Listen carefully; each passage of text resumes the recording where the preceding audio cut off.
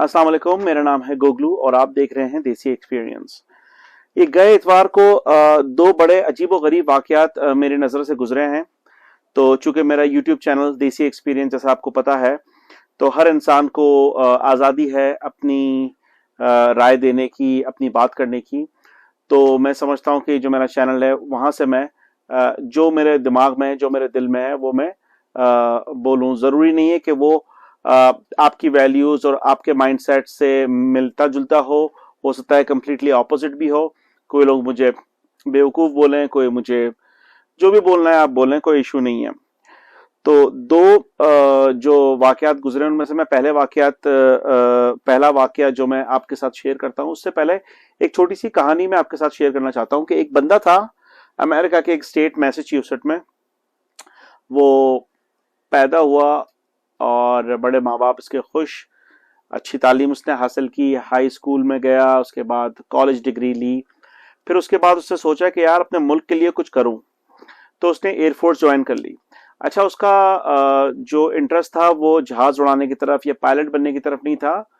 वो बेसिकली चाह रहा था कि मैं थोड़ा इंफॉर्मेशन टेक्नोलॉजी या सॉफ्टवेयर डेवलपमेंट की तरफ जाऊं। तो 2020 में, मई के 2020 में उसने एयरफोर्स ज्वाइन कर ली और कुछ ही टाइम के बाद वो साइबर डिफेंस ऑपरेशन स्पेशलिस्ट बन गया। टाइम गुजरता गया और कुछ ही टाइम के बाद उस बंदे का जो तबादला हुआ वो हुआ सैन एंटोनियो टेक्सास के अंदर। और उन्हीं दौरान इसराइल और हमास और ये जो चल रहा है जेनोसाइड, ये भी शुरू हुआ। अच्छा, पहले ज़माने में ऐसा होता था कि जो कैमरा दिखा रहा है, जो लोकल चैनल दिखा रहा है, वही उसी को सच मान लेते थे। लेकिन आजकल सोशल मीडिया का ज़माना है, जिसके पास कैमरा है उसका चैनल है, जिसके पास फ़ोन है उसका चैनल है, ठीक है ना। तो जिस तरह खबरें आने लगी, जिस तरह जेनोसाइड की, जिस तरह एक एक घर के 17-17 लोग शहीद हुए हैं। एक बाप है, इसके एक हाथ के अंदर 2 साल की बच्ची है, एक हाथ के अंदर 7 साल की बच्ची है, खून में लथपथ है। तो ये वेस्टर्न लोग, खासतौर पे गोरे लोग, ये बहुत सेंसिटिव होते हैं। और मैं ये बात बारहा हमेशा कहता हूं कि जो नई जनरेशन जितनी भी है अमेरिका की, जो टीन्स है, जो 13 साल से 25 साल के जो लोग हैं, वो बहुत बाशऊर लोग हैं और उन्हें पता है वो सही को सही और गलत को गलत बोलना जानते हैं। इट डजंट मैटर कि आप उनके ऊपर कितना प्रेशराइज करें, चाहे दुनिया की कोई भी चीज आ जाए, लेकिन वो अपने जो सही, जो सच है, उस पर खड़े रहेंगे। ये एक बड़ी ही जबरदस्त चीज मुझे आजकल की यहाँ की यूथ के अंदर लगी और मैं हमेशा इस चीज को जो है वो अप्रिशिएट करता हूँ, लोगों से डिस्कस भी करता हूँ। तो खैर, जब ये वाकयात हुए गजा और ये इसराइल हमास का, तो वो रोजाना खबरें आ रही हैं, बच्चों की लाशें, एक एक खानदान के लोग, 3-3, 4-4, 5-5 दिन तक पानी नहीं है, खाने के लिए कुछ नहीं है, लेमन खा खा के पूरा दिन गुजार रहे हैं। तो जाहिर सी बात है, एक हम लोग तो पाकिस्तान में पैदा हुए हैं, बड़े हुए हैं, तो हमारी खाल थोड़ी मोटी है, लेकिन इस मामले में गोरा बहुत सेंसिटिव हो। तो कुत्ता मर जाता है तो एक एक महीने तक रोते रहते हैं। तो और मैं ज्यादातर गोरों की बात कर रहा हूं, उनकी बात नहीं कर रहा हूं जो दूसरे लोगों की कठपुतलियां हैं। तो उस बंदे ने क्या किया कि अपने दोस्तों वगैरह से डिस्कस किया कि यार क्या करें, ऐसा क्या करें, ऐसा क्या करें। लेकिन कहीं से भी इसको जो है खातिर ख्वाह कोई जवाब नहीं मिला, क्योंकि आपको पता है सारा मीडिया, सोशल मीडिया भी जो है वो कंट्रोल में है। अगर वो इंस्टाग्राम पे पोस्ट डाले तो वो डिलीट, यूट्यूब पे डाले तो वो डिलीट, अल्लाह आपका भला करे, फेसबुक पे डाले तो वो डिलीट, लोगों के पूरे पूरे पेज, पूरे पूरे जो है वो अकाउंट बैन हो गए। तो कह रहा अब मैं क्या करूं। तो उसने क्या किया, इतवार वाले दिन उठा, अपना यूनिफॉर्म पहना, सैन एंटोनियो से गया वॉशिंगटन डीसी, और इसराइल की जो एम्बेसी है उसके सामने अपने ऊपर पेट्रोल छिड़का या जो भी वो इन्फ्लेमेबल लिक्विड डाला और अपने आप को आग लगा दी, सेल्फ इम्यूलेट कर लिया अपने आप को। यानी कि इमेजिन करो कि उस आदमी के दिमाग में ऐसा क्या चल रहा होगा कि उसने अपनी बात और लोगों का ध्यान इस जेनोसाइड के ऊपर लगाने के लिए अपनी जान दे दी। और ऐसा नहीं है कि वो कोई डिप्रेस्ड बंदा था या उसकी जिंदगी में मोहब्बत नहीं थी या जिंदगी में कुछ नहीं था, वो गवर्नमेंट जॉब कर रहा है, अपना घर है, सब कुछ है, अपनी पसंदीदा लड़की से उसकी मंगनी हुई है, सितंबर की 9 तारीख को उसकी शादी थी, वेन्यू वगैरह सब सेट हो चुका था, लेकिन वो अपने उसका जमीर उसको रोजाना मलामत कर रहा था कि तू जिस फौज में, जिस अमेरिका में रहता है, जिसके तू टैक्स मनी, तू जो तू टैक्स दे रहा है, वो तेरा टैक्स दे कहाँ यूज हो रहा है। तो सलाम है उस आदमी को यार, उस आदमी को मैं शहीद ही बोलूंगा। काफी अरबी लोग और काफी लोग उसकी जो है वीडियो पे और लोग कमेंट कर रहे हैं। अब इसकी सेल्फ एमुलेटेड वाली वीडियो भी पड़ी हुई है, ना देखें, लोग इससे भी पैसा बना रहे हैं, मिलियन मिलियन व्यूज आ रहे हैं। अब आप बोलोगे आप गुगलो तुम भी तो वीडियो बना रहे हो, भाई मेरे 500 सब्सक्राइबर भी नहीं हुए हैं, और सब्सक्राइबर की शर्त है कि आपके 2000 सब्सक्राइबर हो या 1000 सब्सक्राइबर हो और 4000 घंटे आपके 365 दिन में हो, तब जाके आपका मोनेटाइजेशन होता है। मुझे टका भी नहीं आता इस चैनल से। ये सिर्फ मेरा एक मीडियम है जो मैं आप लोगों तक अपनी बात पहुंचाता हूं। तो मुझे एक बात समझ नहीं आ रही कि अगर उस बंदे को अब खुदकुशी ही करनी थी, अपने आप को मारना ही था, तो वो बंदूक लेता, एक यहाँ पे तो नुकड़ डुकड़ में मिलती है बंदूक, और लेता और गोली चलाता और 1 सेकंड के अंदर ब्रेन डेड हो जाता इसका और मर जाता, ना तकलीफ होती। यार हमारी खाना बनाते हुए कभी इतना सा लग जाता है, जो चूल्हे से उंगली जल जाती है, 2 दिन तक हुई हुई करते रहते हैं हम लोग।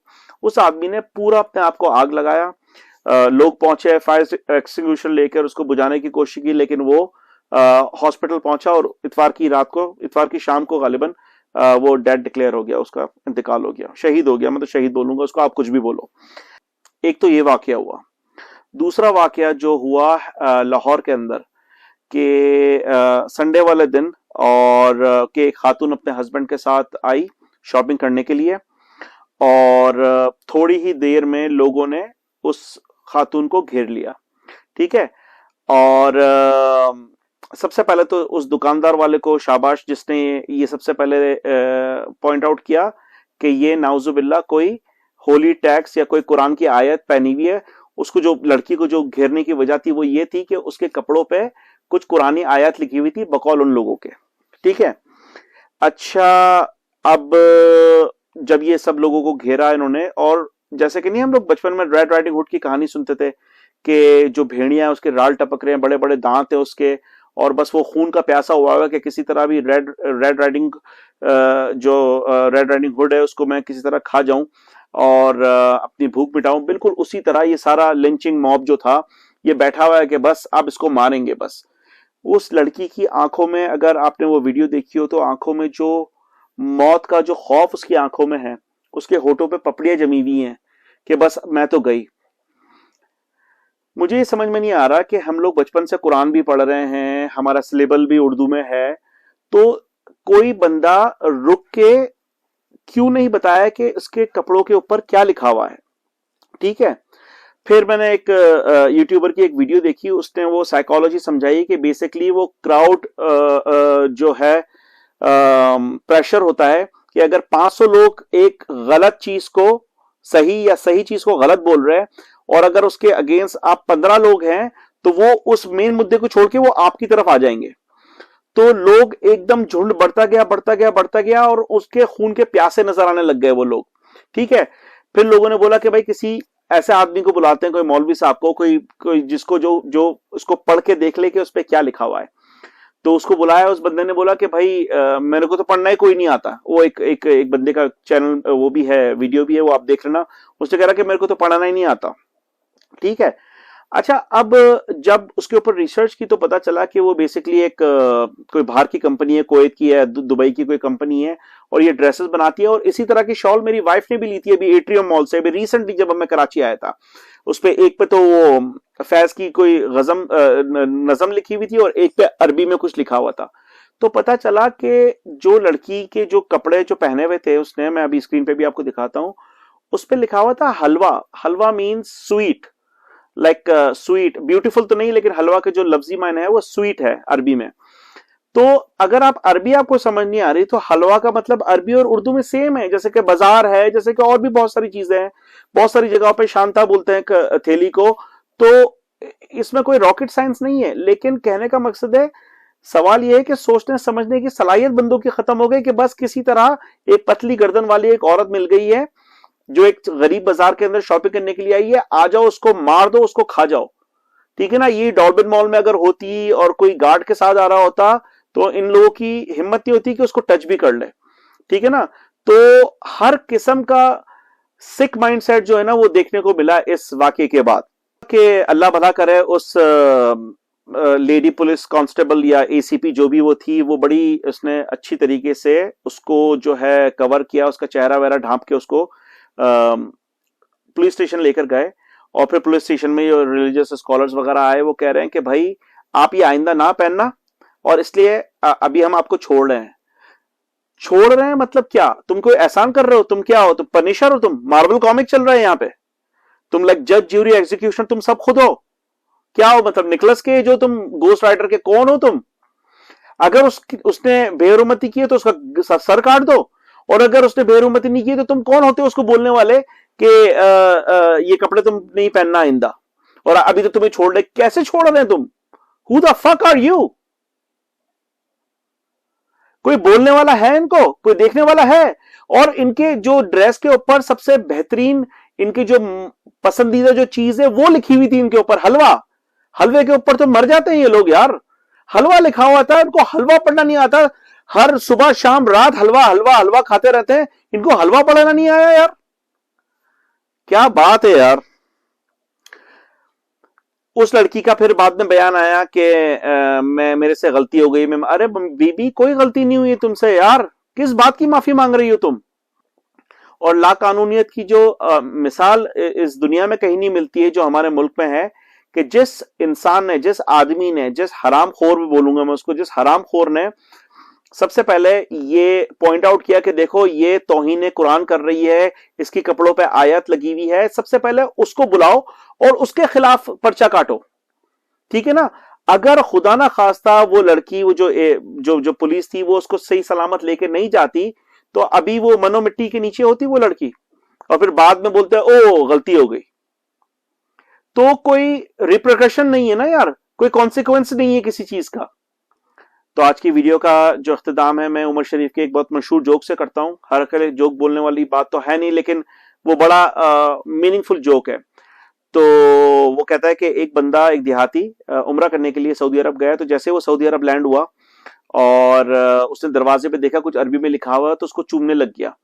तो वहां पे जो बंदा जेनेटर था वो आया, बोले भाई आप क्या कर रहे हो? कह रहे यार ये अरबी में लिखी हुई आयत है। कह रहा है ये बैतुल खला लिखा हुआ है, इसका मतलब है टॉयलेट। तो कहने का मकसद है कि हर अरबी रस्मुल खत या हर चीज अरबी में लिखी हुई कुरान का पार्ट नहीं होता है। अगर ये आसमानी किताब किसी और जबान में आती, इंग्लिश में आती या किसी और जबान में या तेलुगु में आती, तो अगर उसके अंदर वो जो गाने के लिरिक्स लिखे हुए हैं तो खुदा ना खास्ता उसको पकड़ के आप जो है वो मुकद्दस औराक के अंदर उसको नहीं डालेंगे।